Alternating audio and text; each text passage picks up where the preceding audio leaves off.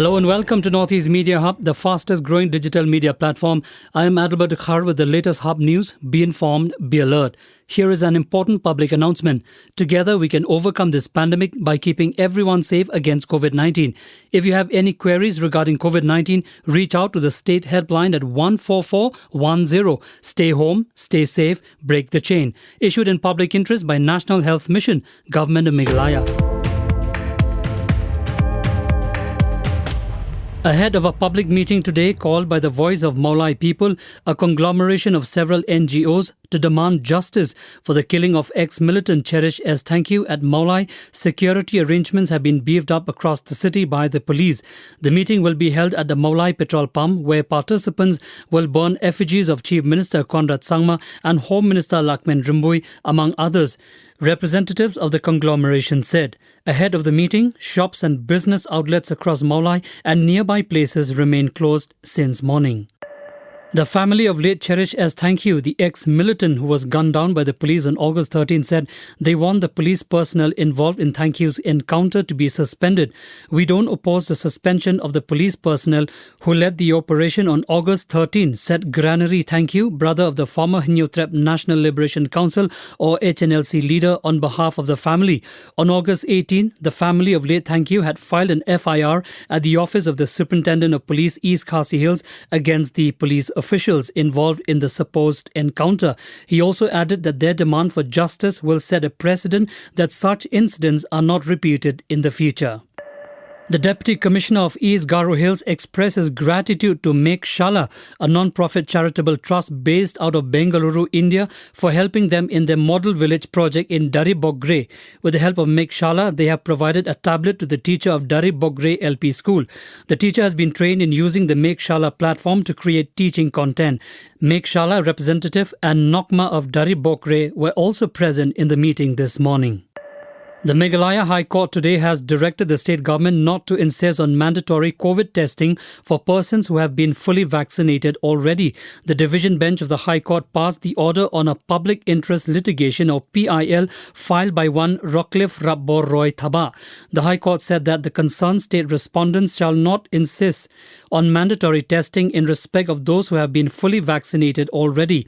However, it will be open to the concerned authority of the state to insist on conducting such tests as required and or mandated by the Ministry of Health and Family Welfare Government of India in respect of those who have not yet been fully vaccinated.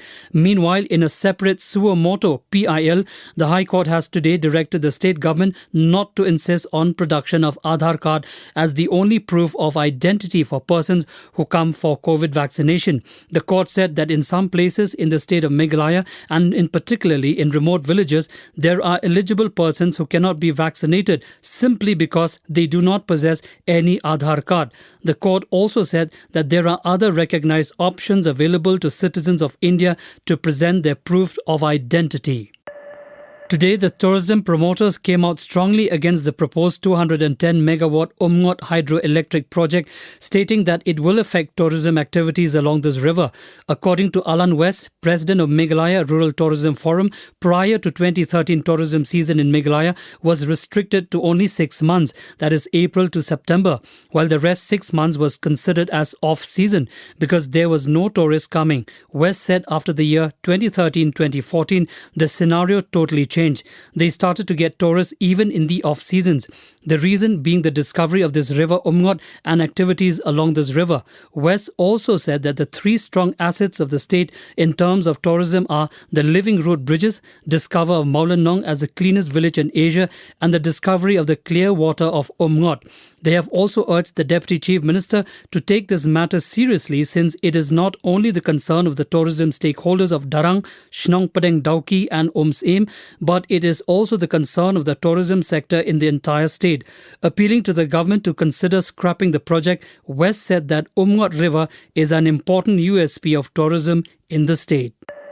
Moving on, A group of village councils and leading organizations from villages along the Mizoram-Assam border on Tuesday urged both the Mizoram and Assam governments to immediately arrive at a consensus over the interstate boundary to put an end to the decades-old imbroglio.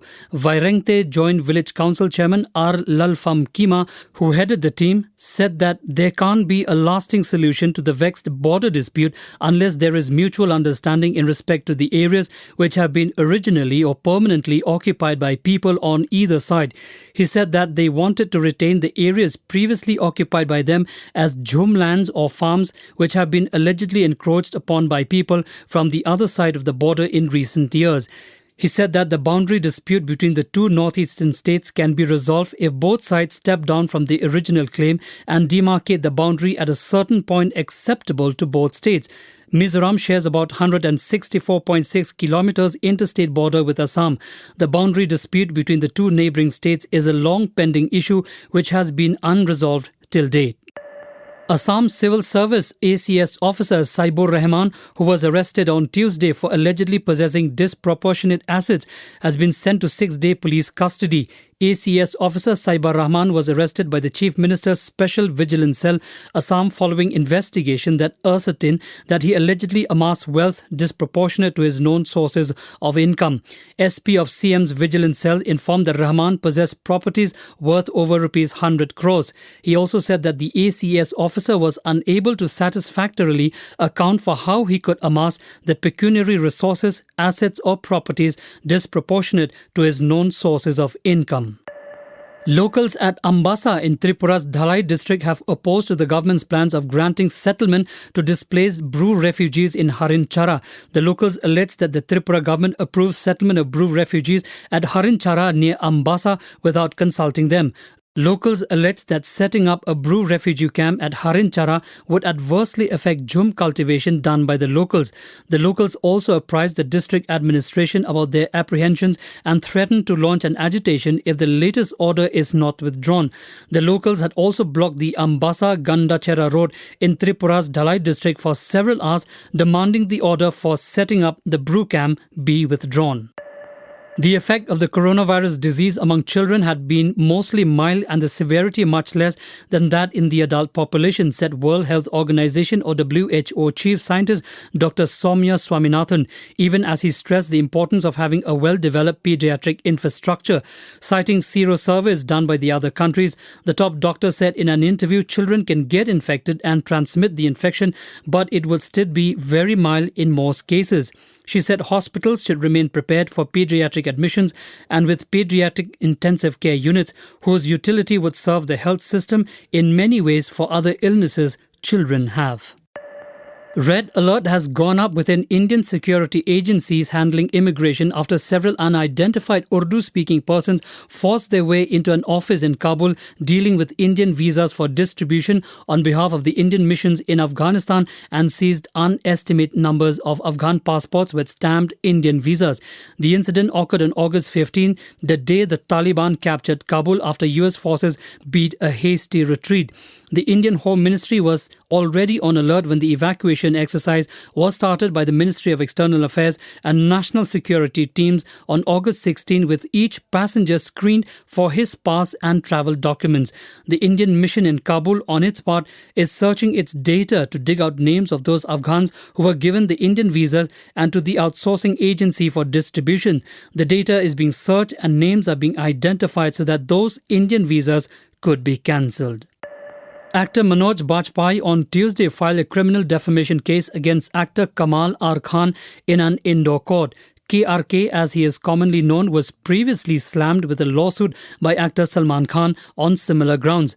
The tweet in question was posted by KRK on July 26 and was defamatory in nature and tarnished the actor's image among his fans, the lawyer said. Manoj Bajpai personally appeared before the court to record his statements. He added, KRK in a series of tweets had compared Manoj's hit show The Family Man to soft porn and had also commented on his wife and about his daughter's relationship status. In his tweets, KRK had called the actor a ganjedi or a stoner, among other things. Thank you for listening to our podcast. For latest news and updates, follow us on www.hubnetwork.in. Download Hub News app in your mobile from Google Play Store and Apple App Store. For promotion and publicity, write to us at info@hubnetwork.in. Thank you. Kublai Shibon, Mithela.